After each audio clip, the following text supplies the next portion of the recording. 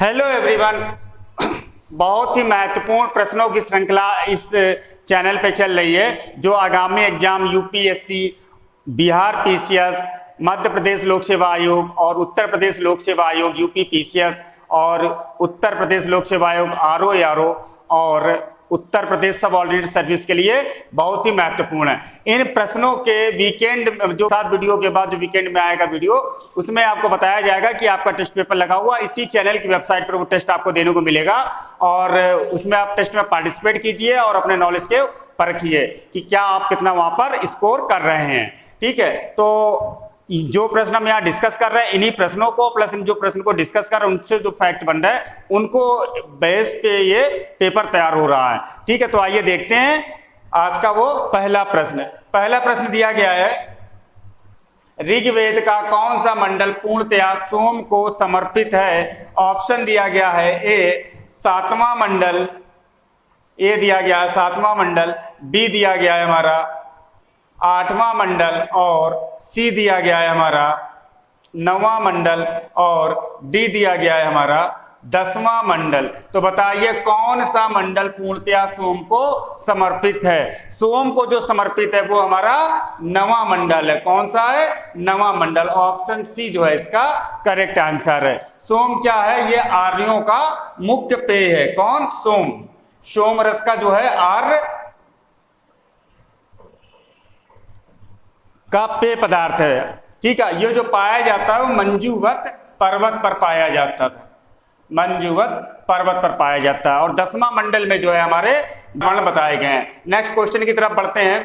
Next question है हमारा, ऋग्वेद संहिता का 9वां मंडल पूर्णतया किसको समर्पित है। ऑप्शन ए दिया गया है इंद्र और उनका हाथी, ऑप्शन बी दिया गया है उर्वशी एवं स्वर्ग, ऑप्शन सी दिया गया पौधों और जड़ी बूटियों से संबंधित देवता गण और ऑप्शन डी दिया गया है सोम और इस पेपर नामकृत देवता। तो बताइए ऋग्वेद संहिता का 9वां मंडल पूर्णतया किससे समर्पित है। ये हमारा सोम और इस पेपर नामकृत देवता को समर्पित है। ऑप्शन डी जो है इसका करेक्ट आंसर है। नेक्स्ट क्वेश्चन की तरफ बढ़ते हैं। नेक्स्ट क्वेश्चन है हमारा, गायत्री मंत्र किस पुस्तक में मिलता है। ऑप्शन ए दिया गया है उपनिषद, ऑप्शन बी दिया गया भगवत गीता, ऑप्शन सी दिया गया हमारा ऋग्वेद और ऑप्शन डी दिया गया है यजुर्वेद। तो बताइए गायत्री मंत्र जो है किस पुस्तक में मिलता है। गायत्री मंत्र का जो वर्णन किया गया है वो ऋग्वेद के 3रे मंडल में किया गया। किसमें किया गया? ऋग्वेद के 3रे मंडल में इसका वर्णन है। और गायत्री मंत्र की रचना किसने की थी ये भी कई बार पूछा गया है। तो विश्वामित्र ने गायत्री मंत्र की रचना की थी। विश्वामित्र ने गायत्री मंत्र की रचना की थी। ठीक है, ये 3रे मंडल में, ऋग्वेद के 3रे मंडल में इसका वर्णन है। ऑप्शन सी जो है इसका करेक्ट आंसर है। नेक्स्ट क्वेश्चन की तरफ बढ़ते हैं। नेक्स्ट क्वेश्चन है हमारा, जब उसने राजत्व प्राप्त किया तो वह शरीयत के नियमों और आदेशों से पूर्णतया स्वतंत्र था। बरनी का यह कथन किस सुल्तान के लिए कहा है। ऑप्शन ए दिया गया है इल्तुतमिश, ऑप्शन बी दिया गया है बलबन, ऑप्शन सी दिया गया है अलाउद्दीन खिलजी और ऑप्शन डी दिया गया है मोहम्मद तुगलक। तो बताइए आदेशों से किसके लिए ये बरनी ने ये कथन दिया है। ऑप्शन हमारे ये दिए गए हैं, जब उसने राजत्व प्राप्त किया तो वह शरीयत के नियमों और आदेशों से पूर्णतया स्वतंत्र था। ये जो सेंटेंस है बरनी ने वो कहा है अलाउद्दीन खिलजी के लिए। किसके लिए कहा है? अलाउद्दीन खिलजी के लिए। ऑप्शन सी जो है हमारा करेक्ट आंसर है। ठीक है, अलाउद्दीन खिलजी ऐसा पहला शासक था जिसने धर्म पर नियंत्रण स्थापित किया। राज्य को धर्म पर नियंत्रण स्थापित किया किसने? अलाउद्दीन खिलजी ने। ठीक है, और इसने क्या किया था, जो शरीयत के जो नियम थे उनको और खलीफाओं को इनसे दूर रखा था। जो वहां के खलीफा लोग थे, उलेमा वर्ग जो मेनली, उनको जो है उसने इससे दूर रखा था। ठीक है, ये अपने शासन जो था धर्म को शासन से अलग रखा था। ऑप्शन सी जो है हमारा करेक्ट आंसर है। नेक्स्ट क्वेश्चन की तरफ बढ़ते हैं।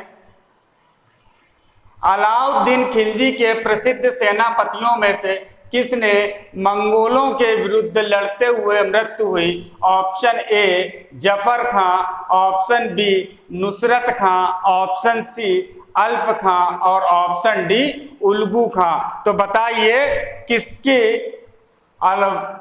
सेना पर मंगोलों के विरुद्ध लड़ते हुए मृत्यु हुई? तो किसकी मृत्यु हुई थी? जफर खां की मंगोलों के विरुद्ध लड़ते हुए मृत्यु हुई थी। ऑप्शन ए जो है हमारा करेक्ट आंसर है। लेकिन यहां पर एक बात और है कि जफर खां की मृत्यु तो हो गई, लेकिन मंगोल उसी रात को, जफर खां और उसके जो भारतीय सैनिक थे इतना प्रभावित हुए उसी रात को वो 30 कोस पीछे हट गए और उन्होंने आगे बढ़ने का फैसला ही त्याग दिया था। ठीक है, ऑप्शन ए जो है करेक्ट आंसर है। नेक्स्ट क्वेश्चन देखते हैं। रानी पद्मिनी का नाम अलाउद्दीन की चित्तौड़ विजय से जोड़ा जाता है, उनके पति का नाम है? ऑप्शन ए दिया गया महाराणा प्रताप सिंह, ऑप्शन बी दिया गया रणजीत सिंह, ऑप्शन सी दिया गया राजा मान सिंह और ऑप्शन डी दिया गया राणा रतन सिंह। तो बताइए क्या नाम था जब अलाउद्दीन खिलजी ने चित्तौड़ विजय से जब जोड़ा था? तो उनका नाम था राणा रतन सिंह। ऑप्शन डी जो है हमारा करेक्ट आंसर है। क्या नाम था? राणा रतन सिंह था। अमीर खुसरो ने अपने ग्रंथों में एक पात्र लिया है जो मेनली है हमारा सुलेमान और रानी सैला। ठीक है, सुलेमान और रानी सैला एक पात्र है उनके ग्रंथों में, सुलेमान और रानी सैला। तो संकेतों के माध्यम से इन्होंने ये बताया है वहां पर कि सुलेमान की तुलना अलाउद्दीन से की है और सैला जो थी उनकी रानी उसकी तुलना पद्मिनी से की है, और शायद संभवतः इसी को ध्यान में रखकर पद्मावत की रचना मौलिक मोहम्मद जायसी ने की थी। ठीक है, ऑप्शन डी जो है इसका करेक्ट आंसर है। नेक्स्ट क्वेश्चन की तरफ बढ़ते हैं। नेक्स्ट है, सम्राट शाह आलम द्वितीय ने ईस्ट इंडिया कंपनी को बंगाल, बिहार तथा उड़ीसा की दीवानी प्रदान की। ऑप्शन ए 12 अगस्त 1765, ऑप्शन बी 18 अगस्त 1765, ऑप्शन सी 29 अगस्त 1765 और ऑप्शन डी 21 अगस्त 1765। तो बंगाल, बिहार, उड़ीसा की जो दीवानी दी थी अंग्रेजों को, तो मुगल सम्राट शाह आलम ने वो 12 अगस्त 1765 को दी थी। ऑप्शन ए जो है इसका करेक्ट आंसर है। ठीक है, इसके द्वारा एक मुगल फरमान जारी किया था जिसके द्वारा बंगाल, बिहार और उड़ीसा की जो दीवानी थी ब्रिटिश को दे दी थी। ठीक है, अंग्रेजों को दे दी थी, और मतलब ईस्ट इंडिया कंपनी को। और ईस्ट इंडिया कंपनी ने वहां पर 2 दीवान नियुक्त किए थे जो राजस्व वसूलते थे। एक बंगाल में था मुर्शिदाबाद में और एक बिहार में। ठीक है, एक बिहार में और एक बंगाल में 2 दीवान भी उन्होंने नियुक्त किए थे। ऑप्शन ए इसका करेक्ट आंसर है। नेक्स्ट क्वेश्चन की तरफ बढ़ते हैं।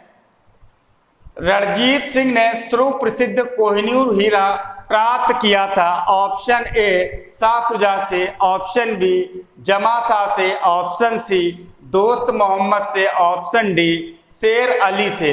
तो बताइए रणजीत सिंह ने सुप्रसिद्ध जो कोहिनूर हीरा है वो किससे प्राप्त किया था? ये दिए गए ऑप्शंस हैं। जो कोहिनूर हीरा है वो शाह शुजा से रणजीत सिंह ने प्राप्त किया था। ऑप्शन ए जो है करेक्ट आंसर है। स्टोरी क्या है इसकी? तो स्टोरी पे एक नजर डालते हैं जो बहुत ही महत्वपूर्ण इसका फैक्ट है। स्टोरी ये है कि अहमद शाह अब्दाली के ये पौत्र हैं शाह शुजा। ठीक है, तो इनके जो भाई होते हैं ये अफगान में काबुल के राजा होते हैं। ठीक है, इनको काबुल इससे मिलता है, वहां पर शासन कर रहे होते हैं। इन्हीं के जो भाई होते हैं शाह मोहम्मद, वो जो है कुछ अन्य लोगों के सपोर्ट से, सरदारों के माध्यम से इनको हरा देते हैं और काबुल से इनको बाहर कर देते हैं। ठीक, तो काबुल पर ये पुनः अधिकार प्राप्त करने के लिए रणजीत सिंह से मदद मांगते हैं और उनको बदले में ये कोहिनूर हीरा भेंट करते हैं। ये इनकी स्टोरी। ऑप्शन ए इसका करेक्ट आंसर है। नेक्स्ट क्वेश्चन की तरफ बढ़ते हैं। एक गैर सदस्य के रूप में संसद के किसी एक सदन की कार्यवाही में भाग ले सकता है? ऑप्शन ए उपराष्ट्रपति, ऑप्शन बी मुख्य न्यायाधीश, ऑप्शन सी महान्यायवादी और ऑप्शन डी मुख्य निर्वाचन आयुक्त। तो बताइए गैर सदस्य के रूप में सांसद के किसी एक सदन की कार्यवाही में भाग ले सकता है। तो कौन ले सकता है? महान्यायवादी। ऑप्शन सी जो है इसका करेक्ट आंसर है। इसका अनुच्छेद कौन सा है? अनुच्छेद 76 है। इससे रिलेटेड अनुच्छेद 76 है, बहुत बार पूछा गया है। ठीक है, तो कौन सा अनुच्छेद है? अनुच्छेद 76 है। नेक्स्ट देखते हैं क्वेश्चन। नेक्स्ट है हमारा, ये तो हो गया हमारा केंद्र में जो कार्रवाई में भाग ले सकता है महान्यायवादी, लेकिन ये बोल सकता है लेकिन मत नहीं दे सकता। इस पॉइंट को भी आप मेंशन कर लें कि इसको मत देने का अधिकार नहीं है, लेकिन अपना पक्ष रखने का अधिकार है। ऑप्शन सी जो है हमारा करेक्ट आंसर है। नेक्स्ट क्वेश्चन की तरफ बढ़ते हैं। एक एमपी मेंबर ऑफ पार्लियामेंट की सीट को रिक्त किया जा सकता है यदि वह सदन से लगातार अवधि के लिए अनुपस्थित रहता है। ऑप्शन ए दिया गया है 6 माह, ऑप्शन बी दिया गया है 2 माह, ऑप्शन सी दिया गया है 3 माह और ऑप्शन डी दिया गया है 1 वर्ष और ऑप्शन ई दिया गया उपयुक्त में से कोई नहीं या उपयुक्त में से एक से अधिक। तो बताइए, एक एमपी की सीट को रिक्त किया जा सकता है यदि वह सदन से लगातार उपस्थित रहता है, अनुपस्थित रहता है कितने दिन के लिए या कितने मंथ के लिए, जो उसको सदन की सदस्यता से बाहर किया जा सकता है। तो ऑप्शन सी जो है हमारा करेक्ट आंसर, क्योंकि 60 दिन से अधिक अगर वो अनुपस्थित रहता है बिना किसी कारण के बताए हुए तो उसकी सीट को रिक्त माना जाता है। ऑप्शन बी इसका करेक्ट आंसर है, 2 माह या 60 दिन। नेक्स्ट क्वेश्चन की तरफ बढ़ते हैं।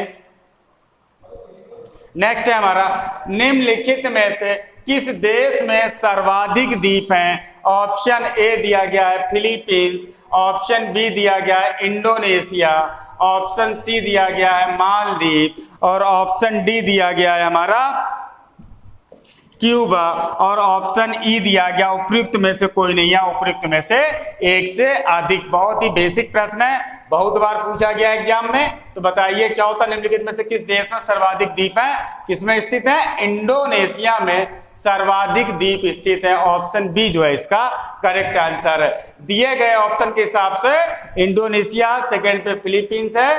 ठीक है, नेक्स्ट क्वेश्चन की तरफ बढ़ते हैं। निम्न में से कौन सा एक द्वीप क्षेत्रफल में सबसे बड़ा है? Option A Borneo, option B Great Britain, option C Madagascar और ऑप्शन डी सुमात्रा और ऑप्शन ई उपयुक्त में से कोई नहीं या उपयुक्त में से एक से अधिक। तो बताइए कौन सा द्वीप क्षेत्रफल में सबसे बड़ा है? तो सबसे बड़ा जो है क्षेत्रफल में वो बोर्नियो है। ऑप्शन ए जो है इसका करेक्ट आंसर है। बोर्नियो के बाद सेकेंड नंबर पे आता है मेडागास्कर और थर्ड पे आता है सुमात्रा और फोर्थ पे आता है हमारा ग्रेट ब्रिटेन। ऑप्शन ए जो है इसका करेक्ट आंसर है। नेक्स्ट क्वेश्चन की तरफ बढ़ते हैं। निम्नलिखित में से कौन सा देश भौगोलिक क्षेत्र की दृष्टि से सीमा रहित सबसे बड़ा देश है? Option A New Zealand, option B Philippines, option C Japan और option D Cuba. Option E उपयुक्त में से कोई नहीं या उपयुक्त में से एक से अधिक। तो बताइए इन देशों में कौन सा सबसे बड़ा देश है? देखिए, सबसे बड़ा भौगोलिक क्षेत्र की दृष्टि से सीमा रहित बात कह रहा। सीमा रहित जो देश होते हैं ऐसे देश को कहते हैं जिसकी सीमा जो है किसी भी देश से नहीं लगती है। तो ऑप्शन सबसे बड़ा जो है हमारा वो कौन सा है? जापान। ऑप्शन सी जो है करेक्ट आंसर है। सेकेंड पे क्या आएगा? फिलीपींस। अच्छे से इसके नोट्स बना लें। थर्ड पे क्या आएगा? न्यूजीलैंड और फोर्थ पे क्या आएगा? क्यूबा। ठीक है, तो सीमा रहित देश कौन है सबसे बड़ा? जापान है। नेक्स्ट क्वेश्चन देखते हैं। नेक्स्ट है हमारा, निम्नलिखित में से किस राज्य में सर्वाधिक क्षेत्र वनों के अंतर्गत पाया जाता है?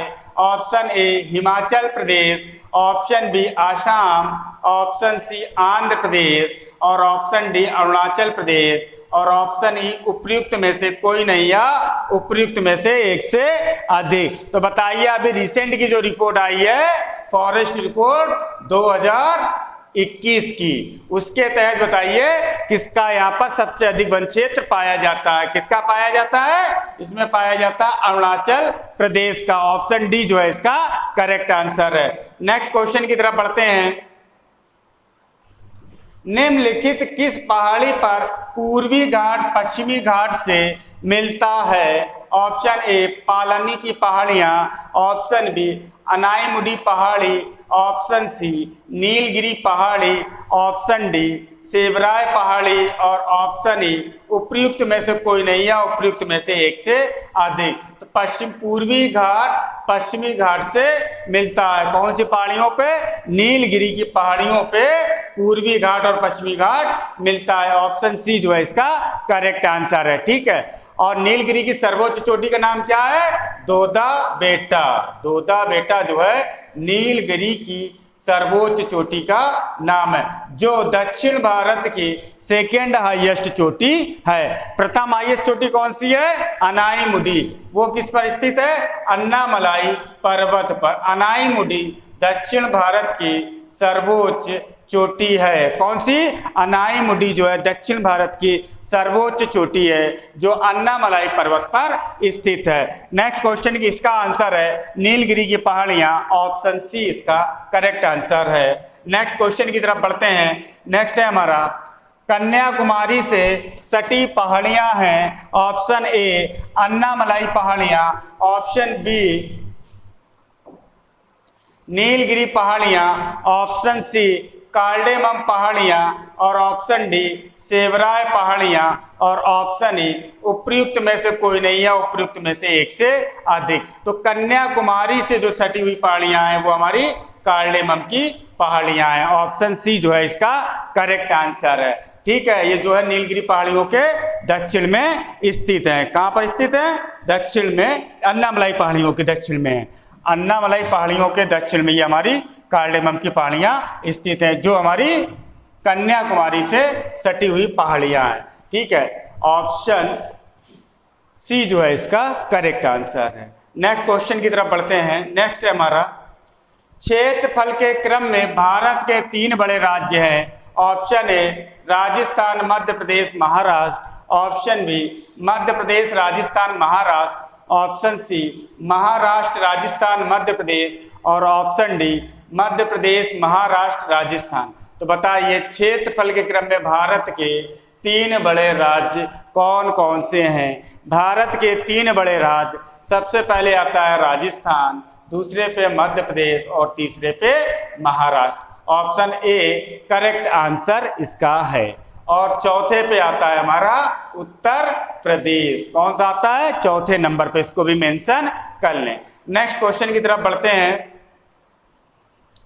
भारत में जनसंख्या के अनुसार तीसरा एवं क्षेत्रफल में 12वां राज्य है। बताइए। Option A Maharashtra, option B Madhya Pradesh, option C Karnataka और ऑप्शन डी बिहार। तो कौन सा जनसंख्या के अनुसार तीसरा और क्षेत्रफल के अनुसार 12वां सबसे बड़ा राज्य है? तो वो है हमारा बिहार। ठीक है, सब पहला कौन सा जनसंख्या के तहत? यूपी, सेकंड पे है हमारा महाराष्ट्र और थर्ड पे बिहार आता है। ठीक है, तेलंगाना राज्य बनने के बाद बिहार का स्थान 13वां हो गया था, लेकिन जम्मू कश्मीर अधिनियम के तहत ये फिर से जब उसका डिवीजन हुआ तो उसके बाद फिर से इसका स्थान 12वां आ गया। ऑप्शन डी जो है इसका करेक्ट आंसर है। नेक्स्ट क्वेश्चन की तरफ बढ़ते हैं। 12वीं पंचवर्षीय योजना के दौरान कृषि एवं सहायक क्षेत्र के लिए निम्न में से किस एक औसत वार्षिक विकास दर का लक्ष्य रखा गया था? Option A 3%, option B 3.5%, option C 4%, option D 4.5% और ऑप्शन ई उपयुक्त में से कोई नहीं या उपयुक्त में से एक से अधिक। तो क्या पूछ रहा? 12वीं पंचवर्षीय कब से कब योजना है? 2012 से 17 इसकी टाइम पीरियड है। ठीक है, 12वीं पंचवर्षीय योजना का जो लक्ष्य रखा गया था किसके लिए? एक औसत वार्षिक विकास दर रखा था कृषि एवं सहायक क्षेत्र के लिए, वो 4% रखा गया। तो ऑप्शन सी जो है इसका करेक्ट आंसर है। नेक्स्ट क्वेश्चन की तरफ बढ़ते हैं। नेक्स्ट है हमारा 1 रुपए के नोट पर हस्ताक्षर होता है। ऑप्शन ए दिया गया है वित्त मंत्रालय के सचिव का, ऑप्शन बी दिया गया है गवर्नर भारतीय रिजर्व बैंक का, ऑप्शन सी दिया गया है वित्त मंत्री का, और ऑप्शन डी दिया गया है इनमें से किसी का नहीं। तो 1 रुपए के जो नोट है बताइए किसका हस्ताक्षर उस पर होते हैं। 1 रुपए के नोट पर जो है हमारे वो हस्ताक्षर करते हैं वित्त मंत्रालय के सचिव का। ऑप्शन ए जो है इसका करेक्ट आंसर है। 1 रुपए से नीचे की जो भी करेंसी होती है वो इनके हस्ताक्षर से जारी होती है। ऑप्शन ए करेक्ट आंसर है। नेक्स्ट क्वेश्चन की तरफ बढ़ते हैं। निम्नलिखित में से किन वर्षों में व्यापार संतुलन भारत के लिए अनुकूल था। ऑप्शन ए दिया गया है 1970-71 से 74-75, ऑप्शन बी दिया गया 1972-73 और 1976 से 70, ऑप्शन सी दिया गया 1972-73 और 1975-76, ऑप्शन डी दिया गया 1971-72 और 1976 से 70। तो व्यापार संतुलन बताना है किस वर्ष में ये हमारा जो रेंज दी गई है अनुकूल था। ऑप्शन बी इसका करेक्ट आंसर है। 1972-73 और 76 से 70 में जो भारत का व्यापार संतुलन था वो भारत के लिए अनुकूल था। ऑप्शन बी जो है इसका करेक्ट आंसर है। नेक्स्ट क्वेश्चन की तरफ बढ़ते हैं। नेक्स्ट है हमारा रुपए की परिवर्तनीयता का तात्पर्य है। ऑप्शन ए रुपए के नोटों के बदले सोना प्राप्त कर सकना, ऑप्शन बी दिया गया रुपए के मूल्य को बाजार की शक्तियों द्वारा निर्धारित होने देना, ऑप्शन सी दिया गया है रुपए को अन्य प्रमुख मुद्राओं और अन्य प्रमुख मुद्राओं को रुपए में मुक्त रूप परिवर्तित करके देने की अनुमति देना, ऑप्शन डी दिया गया मुद्राओं के लिए भारत में अंतरराष्ट्रीय बाजार का विकास करना। तो बताइए निम्नलिखित में से कौन सा ऑप्शन इसका सही होगा। इसका जो ऑप्शन सी है ये इसका सही आंसर है। रुपए को अन्य प्रमुख मुद्राओं और अन्य प्रमुख मुद्राओं को रुपए में मुक्त रूप परिवर्तित करके देने की अनुमति देना, ऑप्शन सी इसका करेक्ट आंसर है। नेक्स्ट क्वेश्चन की तरफ बढ़ते हैं। कास्मिक किरणें हैं, ऑप्शन दिया गया ए आवेशित कण, ऑप्शन बी दिया गया अनावेशित कण, ऑप्शन सी दिया गया आवेशित तथा अनावेशित दोनों हो सकती हैं, ऑप्शन डी दिया गया उपयुक्त में से कोई नहीं। तो बताइए कास्मिक किरणें हमारी क्या हैं। कास्मिक किरणें जो हैं ये हमारी आवेशित कण होते हैं, ये विद्युत स्पेक्ट्रम का भाग नहीं है। ठीक है, ऑप्शन ए जो है इसका करेक्ट आंसर है। ये प्रकाश की गति से गमन करते हैं, ऑप्शन ए इसका सही आंसर है। नेक्स्ट क्वेश्चन की तरफ बढ़ते हैं। 2G 3G स्पेक्ट्रम में G किस शब्द के लिए प्रयुक्त होता है। ऑप्शन ए दिया गया है ग्लोबल, ऑप्शन बी दिया गया है गवर्नमेंट, ऑप्शन सी दिया गया है जनरेशन, ऑप्शन डी दिया गया है गूगल। तो बताइए जी किस लिए प्रयुक्त हुआ। 2G 3G 4G जो चल रहा जी किसके लिए है, ये जनरेशन के लिए प्रयुक्त होता है, ऑप्शन सी जो है इसका करेक्ट आंसर है। नेक्स्ट क्वेश्चन है राडार का आविष्कारक कौन था। Option A Robert Watson, option B Fleming, option C बुशपाल और ऑप्शन डी ऑस्टिन। तो बताइए राडार का आविष्कार निम्नलिखित में से किसने किया था। रॉबर्ट का आविष्कार जो था रॉबर्ट वाटसन ने किया था, ऑप्शन ए जो है करेक्ट आंसर है। नेक्स्ट क्वेश्चन की तरफ बढ़ते हैं। नेक्स्ट है हमारा नीला थोथा रासायनिक रूप से है। Option A sodium sulphate, option B nickel sulphate, option C copper sulphate और ऑप्शन डी दिया गया है आयरन सल्फेट और ऑप्शन ई दिया गया उपयुक्त में से कोई नहीं है, उपयुक्त में से एक से अधिक। तो नीला थोथा हमारा रासायनिक रूप से क्या होता है, ये कॉपर सल्फेट होता है। ऑप्शन सी जो है ये हमारा करेक्ट आंसर है। कॉपर सल्फेट ये जो है जल में आसानी से घुल जाता है, परंतु अल्कोहल में ये घुलनशील नहीं होता है। अल्कोहल में घुलनशील नहीं है, जल में तो आसानी से ये घुल जाता है। ऑप्शन सी इसका करेक्ट आंसर है। नेक्स्ट क्वेश्चन की तरफ बढ़ते हैं। निम्नलिखित में से सबसे भारी धातु है? ऑप्शन ए सोना, ऑप्शन बी चांदी, ऑप्शन सी पारा, ऑप्शन डी प्लेटिनम और ऑप्शन ई उपयुक्त में से कोई नहीं या उपयुक्त में से एक से अधिक। सबसे भारी धातु की बात कह रहा, निम्नलिखित में से कौन सी है? भारी धातु का मतलब यहाँ पर घनत्व है, तो सबसे भारी धातु जो है वो हमारी प्लेटिनम है, दिए गए ऑप्शन के अकॉर्डिंग। ऑप्शन डी जो है इसका करेक्ट आंसर है। सेकेंड नंबर पर हमारा चांदी सोना आएगा, थर्ड पे हमारा पारा है और फोर्थ पे चांदी है। क्या है? सबसे भारी धातुओं के सीक्वेंस के तहत दिए गए ऑप्शन में ऑप्शन डी जो है इसका करेक्ट आंसर है। नेक्स्ट क्वेश्चन की तरफ बढ़ते हैं।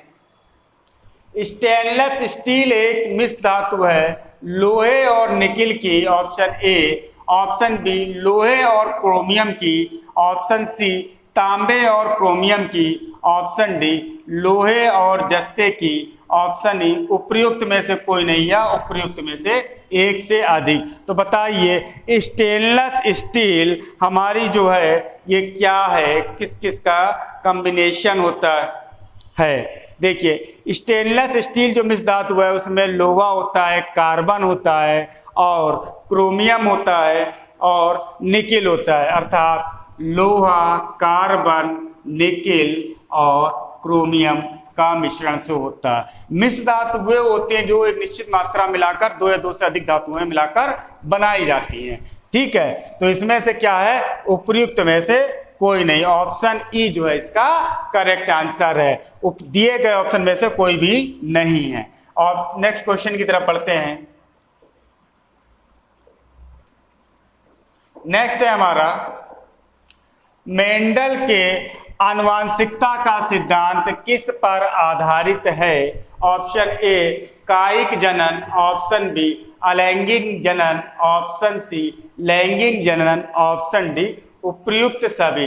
तो बताइए मेंडल के आनुवांशिकता का सिद्धांत किससे जुड़ा हुआ है? मेंडल का कायिकता का आनुवांशिकता का सिद्धांत जो है वो लैंगिक जनन से जुड़ा हुआ है या इस पर आधारित है। ऑप्शन सी जो है इसका करेक्ट आंसर है। नेक्स्ट क्वेश्चन की तरफ बढ़ते हैं।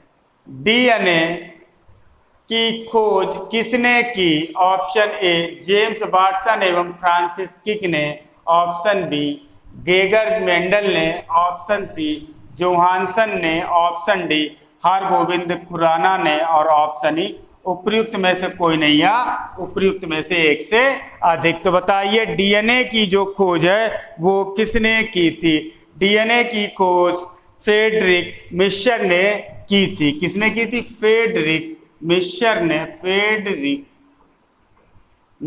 ने डीएनए की खोज की थी सर्वप्रथम। ठीक है, उसको क्या कहा था? न्यूक्लियस कहा था। क्या कहा था? न्यूक्लिन कहा था फ्रेडरिक मिशर ने। तो ऑप्शन ई जो है हमारा करेक्ट आंसर है, उपयुक्त में से कोई नहीं। आज के बहुत ही महत्वपूर्ण क्वेश्चन, आज के हमारे बहुत ही महत्वपूर्ण प्रश्न। मिलते हैं फिर नेक्स्ट वीडियो में और भी महत्वपूर्ण प्रश्नों के साथ। इन प्रश्नों का वीकेंड के एंड में आपको एक टेस्ट होगा, तो इस टेस्ट में आप लोग अधिक से अधिक पार्टिसिपेट करें। Thanks for watching. Thank you.